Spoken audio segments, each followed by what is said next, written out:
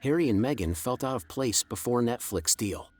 Susanna Reid said there's a terrible rift between brothers at the heart of Harry and Meghan's reported demand for an apology from the royal family. Prince Harry and Meghan Markle felt like they were hard done by before creating explosive Netflix documentary, claimed Susanna Reid. The Good Morning Britain host appeared on Sunday with Laura Quensberg this morning in a discussion about Harry and Meghan reportedly wanting the royal family to apologize to them in a sit-down meeting. "I think it's just ever so sad, and I think at the heart of it is this terrible rift between brothers, between a son and his father," Susanna said. "I watched the documentary. I just feel like your stance on it depends on what you think their motivation is," she continued.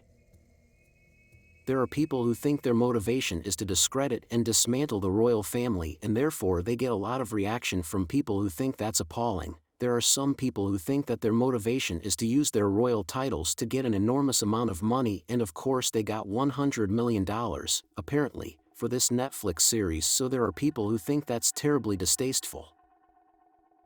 I think their motivation is that they felt like they just had too much scrutiny, publicity, intrusion, invasion of privacy, and I know people cough and splutter and say, well, they're hardly being private now.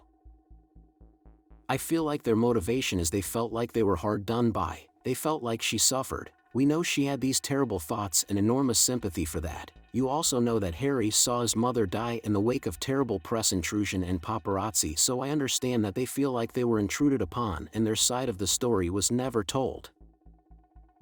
The Archbishop of Canterbury, Justin Welby, who married Harry and Meghan in 2018, also appeared on the panel but refused to be pulled into the debate.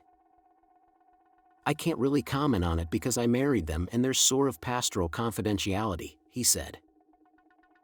"Here's always a way forward, but it has to be at the right time, and as a Christian I live in the belief that forgiveness comes from God and from Jesus Christ, and that God, particularly at this time of year, God breaks into the world to open the gate of forgiveness through the Christ child, but the way we welcome that opportunity is different for everyone and there has to be a right time."